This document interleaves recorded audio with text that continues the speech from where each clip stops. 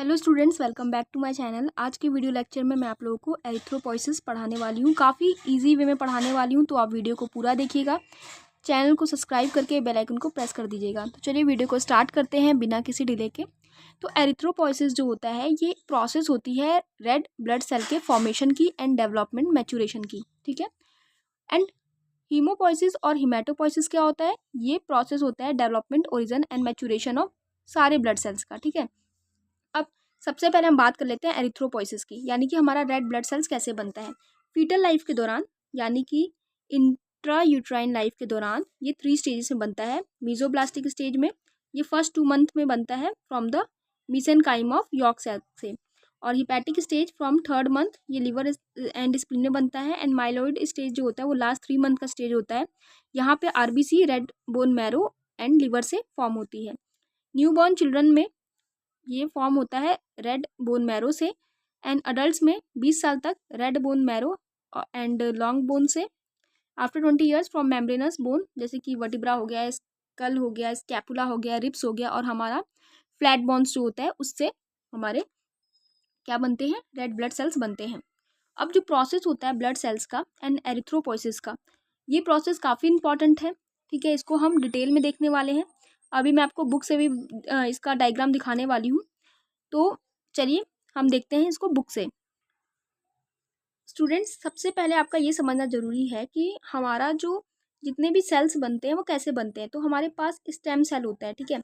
एक stem cell होता है, ये प्राइमरी सेल होता है जो कि कैपेबल होता है सेल्फ रिन्यूअल के लिए एंड डिफ्रेंशिएट हो जाता है स्पेशलाइज सेल में, ठीक है। और ये जो सेल होते हैं स्टेम सेल्स, उनको uncommitted pluripotent haematopoietic stem cells भी कहते हैं।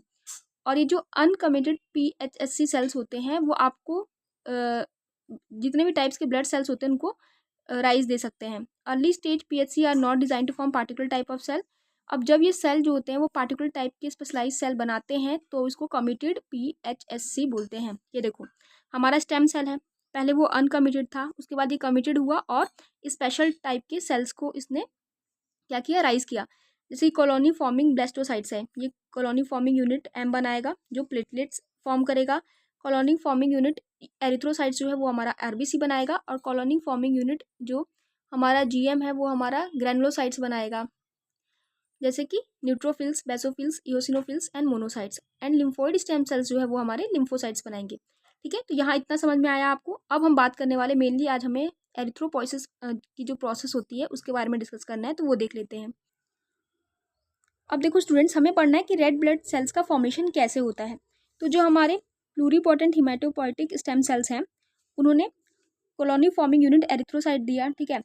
अब यहाँ पे जो हमें दिख रहा है सेल वो काफ़ी ज़्यादा डायमीटर में बड़ा है, लेकिन हमने RBC का नॉर्मल डायमीटर वगैरह पढ़ा था जब हम लोग RBC के बारे में पढ़ रहे थे। अगर अभी तक आपने वो वीडियो नहीं देखी है तो पहले आप वो वीडियो को वॉच करिए।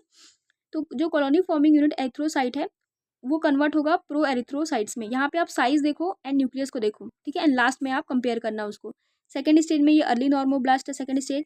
थर्ड स्टेज है इंटरमीडिएट नॉर्मोब्लास्ट, फिर उसके बाद है late normoblast, reticulocyte and finally erythrocyte. इस पूरे प्रोसेस में अगर आपने ये चार्ट याद रखा ना इतना, तो आपको काफ़ी ईजी पड़ेगा एरिथ्रोपोइसिस की फॉर्मेशन को याद करने के लिए।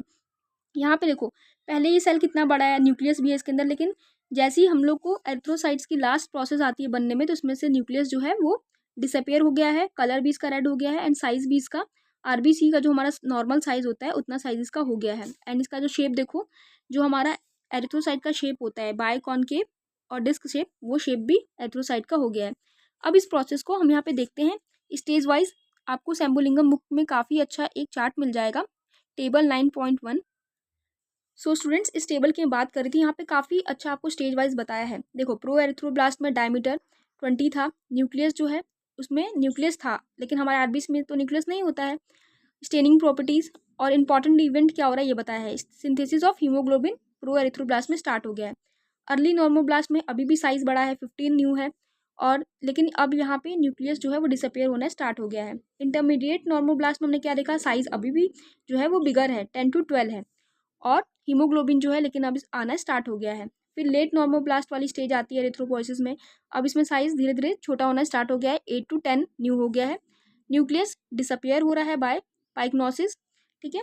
और जो रेटिकुलोसाइट्स हैं जो हमारा 5th स्टेज होता है उसमें हमारा डायमीटर जो है वो 7 to 7.5 न्यू हो गया है। और इसमें रेटिकुलम जो है इसमें फॉर्म्ड होता है, सेल एंटर करती है कैपिलरी में from the site of production. और जो हमारा लास्ट स्टेज है 6th वाला जो है मैच्योर्ड आरबीसी, हमें तो यही स्टेज चाहिए है, ठीक है। तो अब हमारा जो रियल साइज होता है आरबीसी का 7.2 न्यू वो अचीव हो चुका है। अब देखो इसमें न्यूक्लियस भी एब्सेंट है, ये याद रखना कि रेटिकुलोसाइट वाले में भी न्यूक्लियस एब्सेंट रहता है बट साइज अभी भी इसमें बड़ा है, ठीक है। तो लास्ट स्टेज में न्यूक्लियस भी एब्सेंट है और ये एसिडोफिलिक हो चुका है। स्टेनिंग प्रॉपर्टीज भी आपको साथ में देखना है। इंपॉर्टेंट इवेंट में देखेंगे तो रेटिकुलम जो है, रेटिकुलम भी डिसअपेयर हो चुका है और सेल जो है वो अपने शेप में आ चुका है, बाइकॉनकेव शेप में, जो मैंने अभी आपको डायग्राम के थ्रू समझाया था। अगर आपने इतना समझ लिया ना स्टूडेंट्स, तो इतना काफ़ी सफिशियंट है आपको एग्जाम बेसिस में लिखने के लिए स्टेजेस ऑफ एरिथ्रोपोइसिस। तो यहाँ पे हमारी 6 स्टेजेस हुई। हमने यहाँ पे डायमीटर के बेस पे देखा एंड इंपॉर्टेंट इवेंट क्या हो रहा है उसके बेस पे देखा। साथ ही में आप न्यूक्लियस को भी याद रखिएगा कि न्यूक्लियस है कि नहीं है, एंड स्टेनिंग प्रॉपर्टी भी आपको एग्जाम में लिखना है। तो अगर आप ये चार्ट बना के आते हो तो आपको पूरा फुल मार्क्स मिलेगा और समझने में भी आसानी होगी। आई होप कि आपको ये वीडियो हेल्पफुल लगी होगी। वीडियो को ज़्यादा से ज़्यादा शेयर करें, चैनल को सब्सक्राइब करें और बेल आइकन को प्रेस करें। Thank you so much for watching this video.